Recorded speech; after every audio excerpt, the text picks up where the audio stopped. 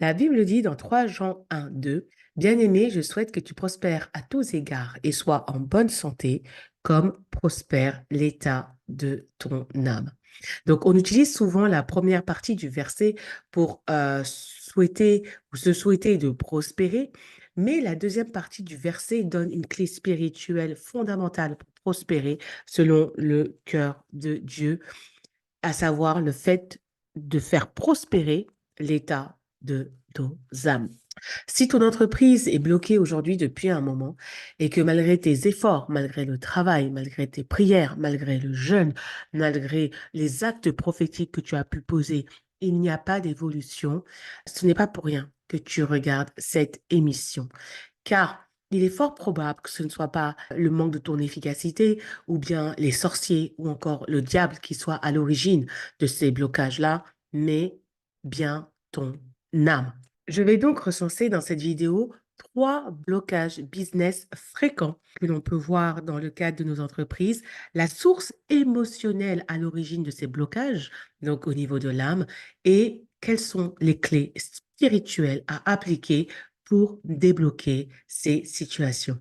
Donc, je suis Pascaline Monlouis, la fondatrice de Prière 100% Business et l'auteur du livre Prière 100% Business, qui est le premier parcours de prière pour les entrepreneurs. Donc, mon but est d'encourager et d'édifier spirituellement les entrepreneurs. Et sans plus tarder, nous allons rentrer dans le vif du sujet.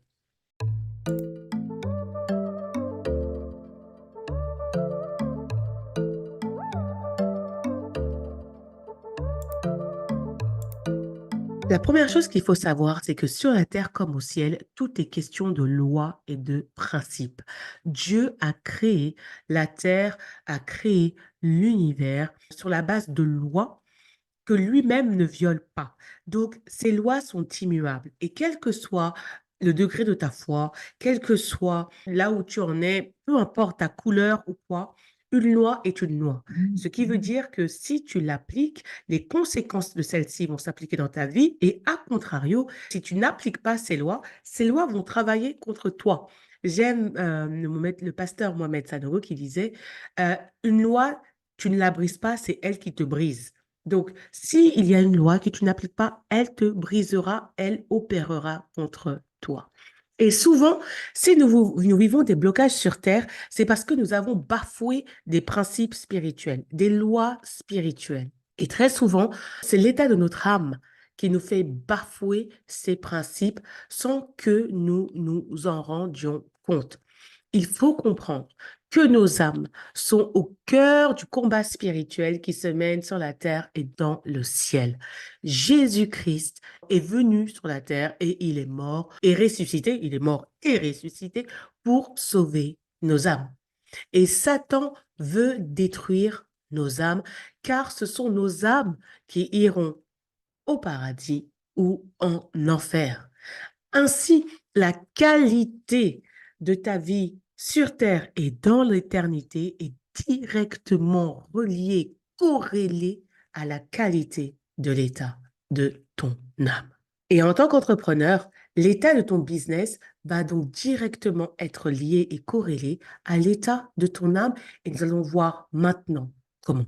Le premier blocage que nous allons voir, c'est l'inertie. C'est lorsque ton entreprise stagne, tourne en rond et ne décolle pas. Quelle est la source émotionnelle, l'état de ton âme à l'origine de cette inertie de ton entreprise, de cette inertie business? Ce sont les murmures, les complaintes et les lamentations. Voyons ce que nous dit la parole dans Nombre au chapitre 14. Nous allons lire les versets 7 et les versets 34.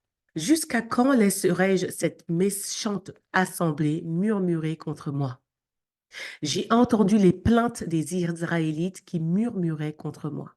Verset 34. Vous avez mis 40 jours à explorer le pays.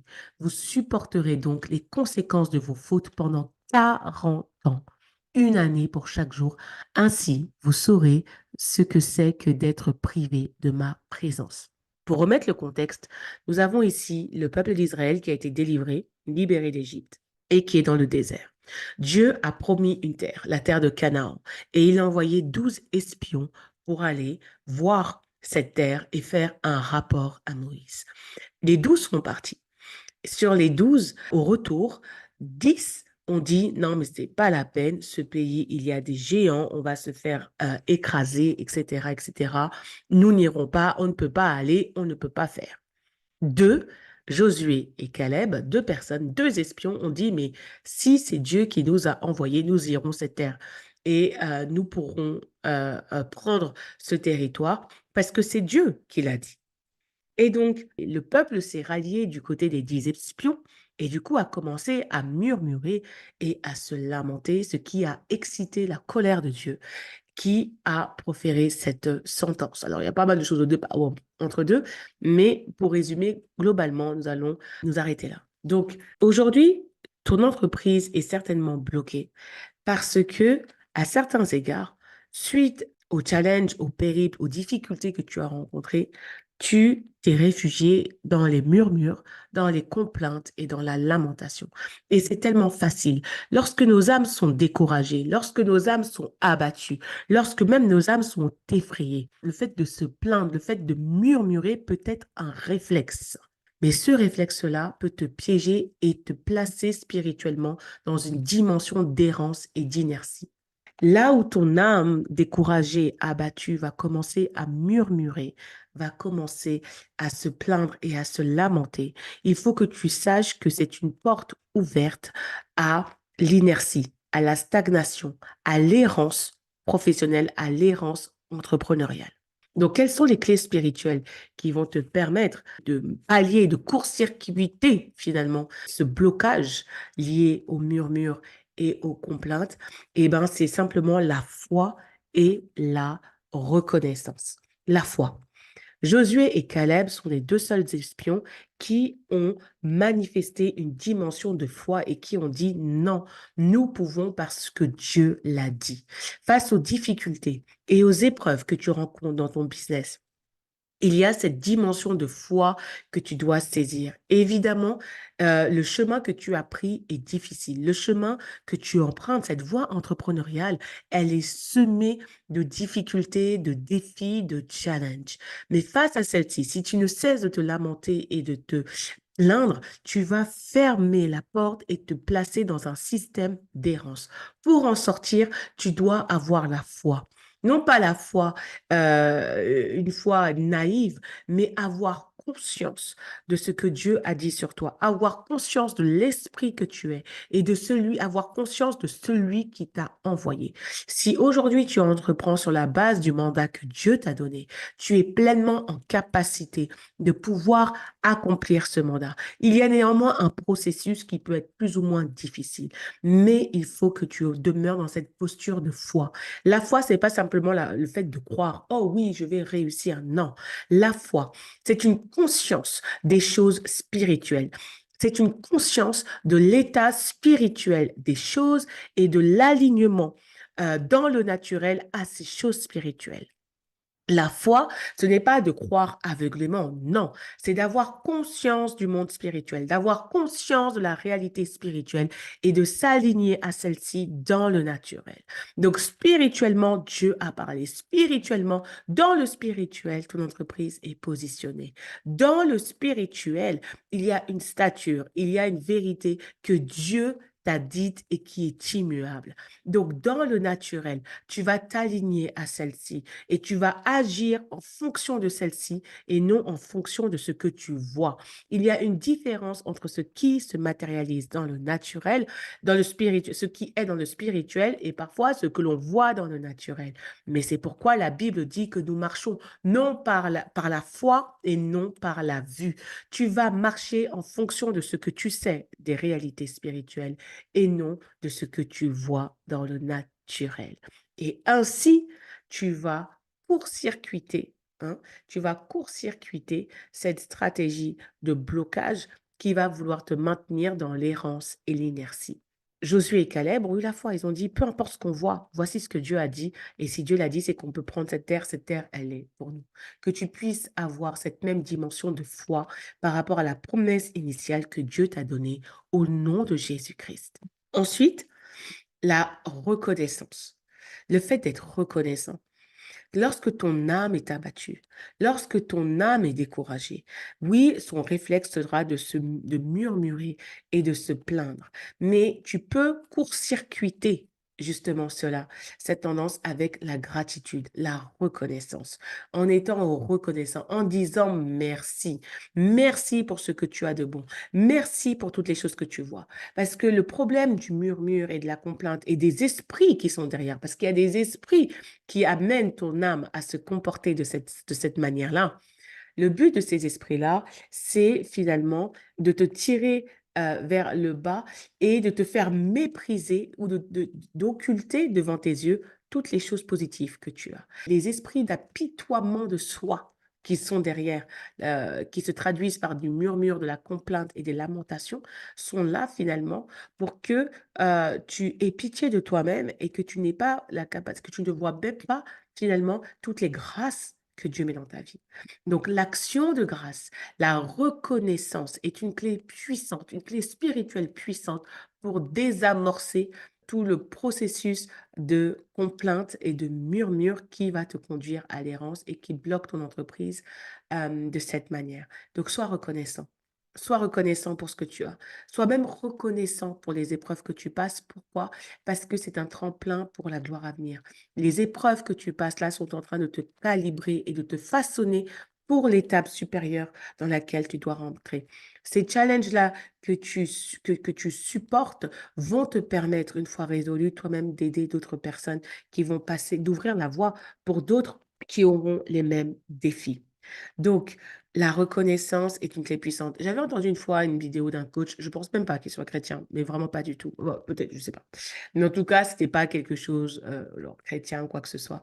Et il avait une sorte de bracelet là qu'on appelle les shambhala, vous savez, les bracelets avec des boules. Et il disait, et je crois qu'il devait y avoir peut-être 10 boules dessus. Et donc, il disait, lorsque j'ai passé une bonne journée, c'était son rituel, chaque soir, il remerciait. Il prenait une boule et chaque boule, en fait, devait être une action de gratitude, de reconnaissance par rapport à une bonne chose qui lui est arrivée. Et il disait, quand j'ai passé une sale journée, eh ben, je m'oblige à le faire 2 fois, c'est-à-dire à trouver 20 raisons d'être reconnaissant. Et ça m'a parlé. Quelle que soit l'ampleur du défi que tu traverses aujourd'hui, tu as des raisons d'être reconnaissant à Dieu.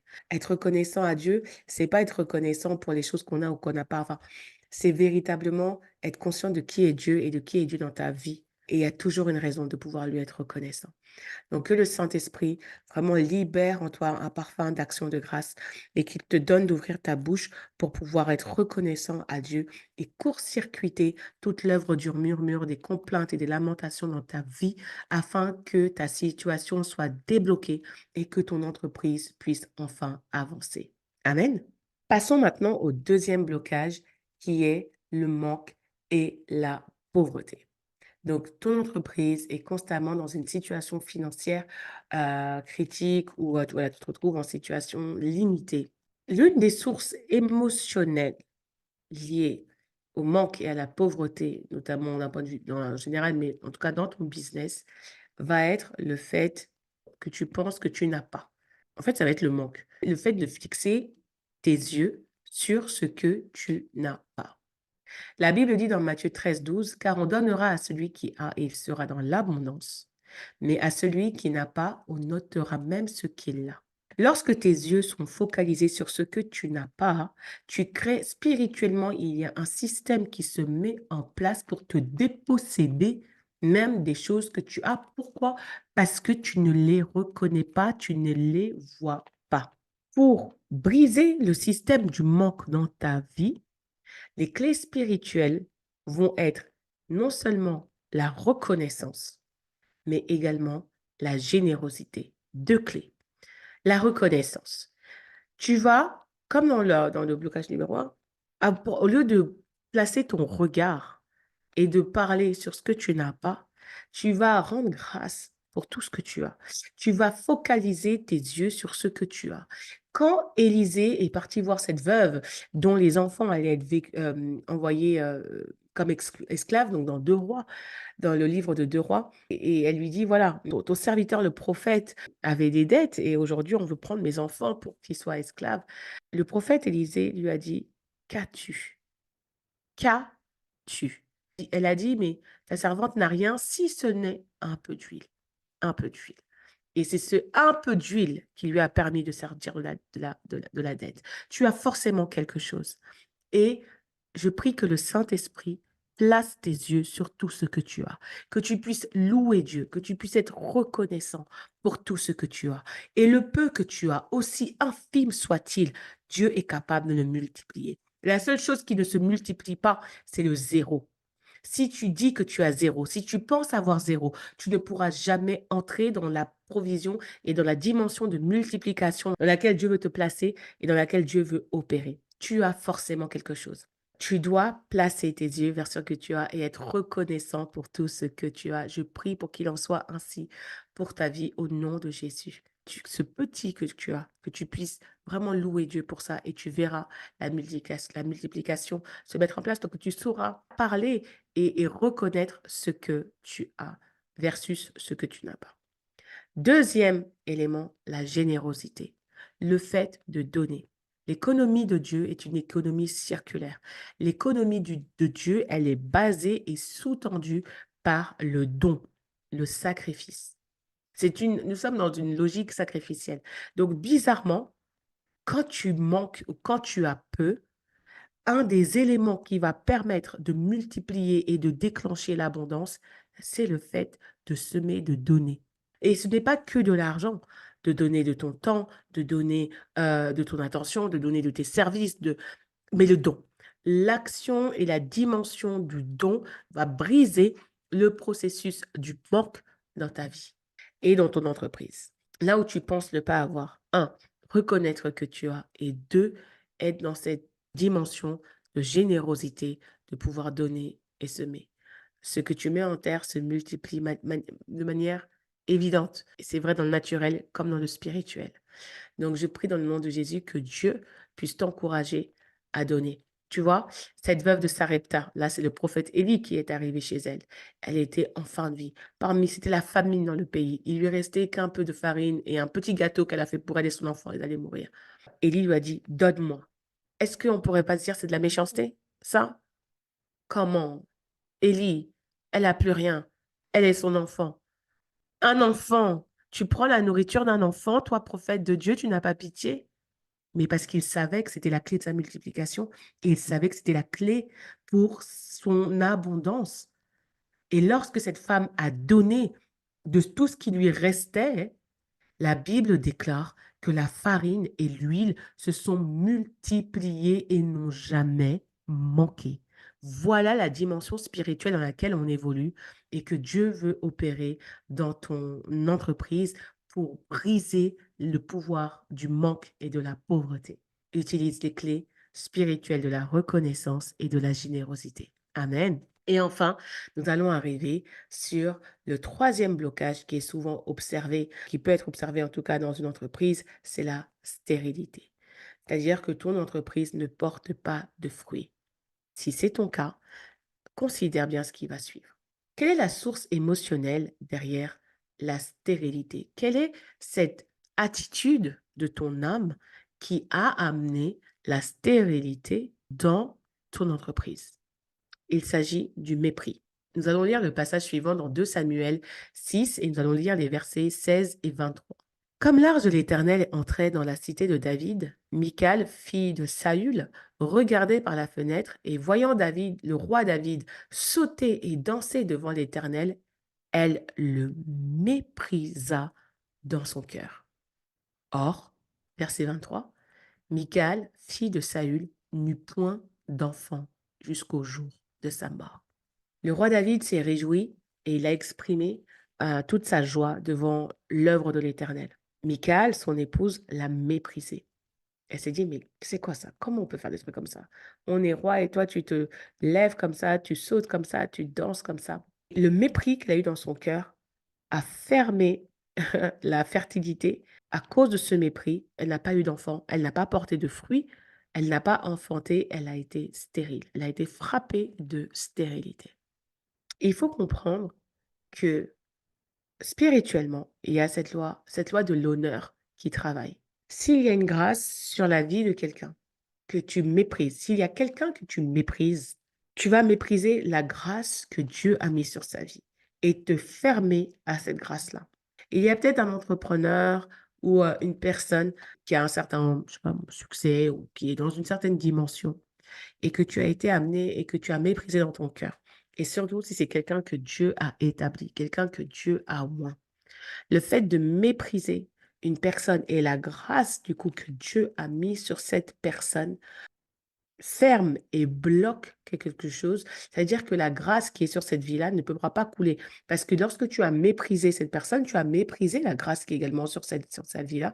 Et de facto, tu te fermes et tu fermes du coup ton entreprise à pouvoir hériter et bénéficier de ces mêmes grâces. Et ça, c'est un principe spirituel hyper fort.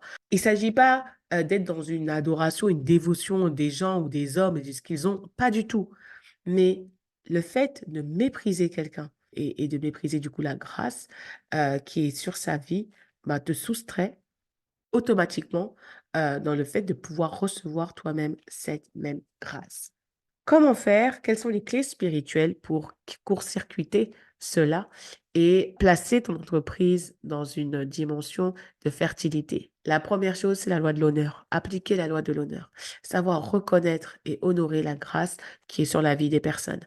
L'onction que Dieu a mis sur telle et telle personne. Pouvoir l'honorer. Et quand on dit honorer, c'est simplement mais parfois juste reconnaître. Ah non, cette personne, elle est ointe. Cette personne, elle est bénie. Cette personne, vraiment, Dieu a mis quelque chose sur sa vie. Et ça, je le reconnais et je l'honore.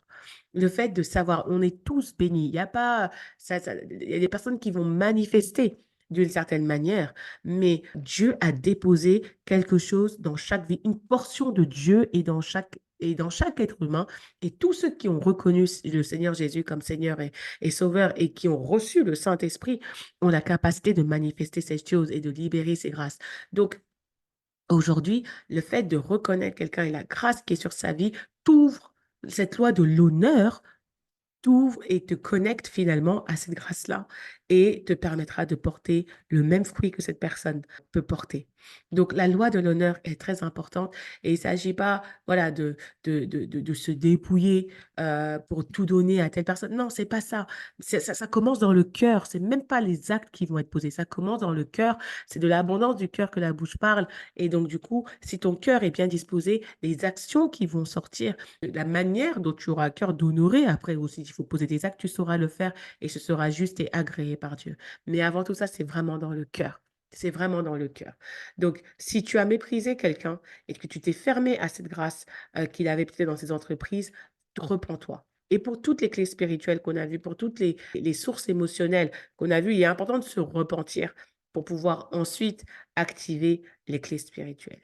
Et la deuxième clé pour la stérilité, bah, c'est l'intercession. Anne a intercédé.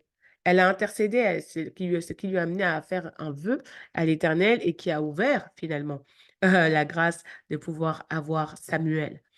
Et dans ton cas, là où tu as méprisé, et c'était intéressant de voir que Anne a intercédé parce qu'elle était elle-même méprisée par Pénina, la concubine, la deuxième femme de son époux. Donc, d'Elkana, à ton niveau également, intercède. Intercède pour toi-même, mais intercède pour des personnes. En intercédant pour des personnes, pour des ministères que tu sais bénis, que tu sais moins, qui ont un impact, là aussi, tu t'ouvres à recevoir la même grâce. Tout ça, c'est spirituel mais tu t'ouvres à recevoir cette même grâce-là dans ta vie et dans tes affaires. Donc, en priant pour les personnes, en priant pour des affaires, en priant pour des entrepreneurs, etc., etc., cette intercession-là, tu vois, court-circuite finalement le mépris et te donne de chercher le cœur de Dieu pour des personnes et finalement t'ouvre également à recevoir cette grâce. Donc voilà les trois blocages que tu peux peut-être voir dans ton entreprise et la source, comment l'état de ton âme impacte et quelque part a engendré ces blocages et les clés spirituelles à opérer. Donc, on va simplement prier pour clôturer cette émission. Et si tu as été interpellé, béni, n'hésite pas à nous partager en commentaire, à nous dire peut-être quel blocage tu identifies dans ton entreprise et vraiment les clés qui ont résonné en toi, les clés qui ont résonné en toi. Et je prie vraiment pour que le Seigneur continue son œuvre, qui continue à t'ouvrir, à se révéler à toi et à te montrer de manière très spécifique également comment lever les blocages que tu vois dans tes affaires. Donc, Père éternel, que ton nom soit élevé, que ton nom soit sanctifié. Merci, papa, parce que tu es bon et tu vois dans le spirituel, tu connais toutes choses et tu vois ce qui aujourd'hui crée ces blocages dans nos affaires, mais tu veux nous donner les clés spirituelles pour pouvoir les lever parce que la Bible déclare que les choses visibles tirent leur source de l'invisible. Alors, nous voulons regarder aux choses d'en haut et activer les clés d'en haut pour pouvoir vivre un déblocage dans le spirit, dans le naturel. Donc, je te demande de bénir l'entrepreneur qui m'écoute maintenant, de l'encourager maintenant. Et là où son entreprise était bloquée à cause de l'état de son âme, je prie pour que par ta grâce, Seigneur, tu viennes faire prospérer son âme, que tu viennes amener la paix, que tu viennes amener la joie, que tu viennes établir ta justice. Là aujourd'hui où il y a de l'inquiétude, il y a de la frustration, il y a de l'amertume, il y a de la colère, là où il y a toutes sortes de mauvaises émotions, de mauvaises pensées, là où il y a toutes sortes de blessures qui viennent générer, Seigneur, des choses biaisées, des choses mauvaises. Viens guérir, viens rétablir, viens restaurer l'âme de l'entrepreneur qui m'écoute maintenant, afin que son âme prospère et que les différents blocages que nous avons identifiés soient totalement levés et que cet entrepreneur puisse prospérer dans ses affaires au nom de Jésus-Christ. Merci Saint-Esprit parce que c'est toi qui travailles en nous. La Bible déclare que par toi qui peux faire au-delà de ce que nous pensons ou imaginons par la puissance qui agit en nous, à toi soit la gloire au siècle des siècles. Alors Saint-Esprit, oui, que ton œuvre en nous continue. Merci de nous calibrer, de nous travailler, de nous façonner afin que nous puissions ressembler à Christ et que nos âmes soient en mesure de tenir et de porter le mandat que tu nous donnes et la bénédiction associée au nom de Jésus. Seigneur, la prospérité, Seigneur, oui, que tu veux donner, le bonheur, la paix dans les affaires, la joie dans les affaires que tu veux donner. Nous voulons la recevoir au nom de Jésus, Seigneur, mais en étant sûr que nos âmes prospèrent comme toi tu l'entends. Alors oui, je veux euh, appeler la prospérité de l'âme, un état d'âme prospère pour l'entrepreneur qui m'écoute maintenant. Merci pour tout le travail de guérison. Merci pour tout le travail de restauration que tu opères et que cela soit suivi d'un témoignage puissant au nom de Jésus. Merci de nous conduire dans la repentance, dans des temps de repentance par rapport à tous les points, à tous ces états d'âme que nous avons manifestés et qui nous ont bloqués. Seigneur, pardon. Merci, Saint-Esprit, de nous conduire dans des prières de repentance, oui, de nous repentir pour d'avoir regardé au manque, de nous repentir pour le mépris, pour toute forme d'égoïsme, de nous repentir pour tous les murmures, les complaintes, les lamentations. Seigneur, oh Dieu, pardon pour toutes ces choses, que nous plaidons le sang de Jésus, nous disons oui, nous les avons fait, nous confessons nos péchés et nous savons que le sang de Jésus est capable de nous laver de toutes ces fautes. Alors nous plaidons, Seigneur, oh Dieu, oui, le sang de l'agneau sur nos péchés et nous prions pour que Saint-Esprit, tu nous donnes d'activer toutes ces clés afin que nous puissions entrer dans une dimension supérieure dans le cadre de nos entreprises. Que ton nom soit glorifié, Seigneur. Merci pour ta grâce dans la vie de mon frère, de ma sœur, de l'entrepreneur qui m'écoute maintenant. Et je crois que tu vas faire de grandes choses. Alors que Dieu te bénisse, à toi qui m'écoutes maintenant. Que Dieu donne à ton âme de prospérer abondamment et que sa gloire soit manifeste dans ta vie et tes affaires au nom de Jésus-Christ. Amen.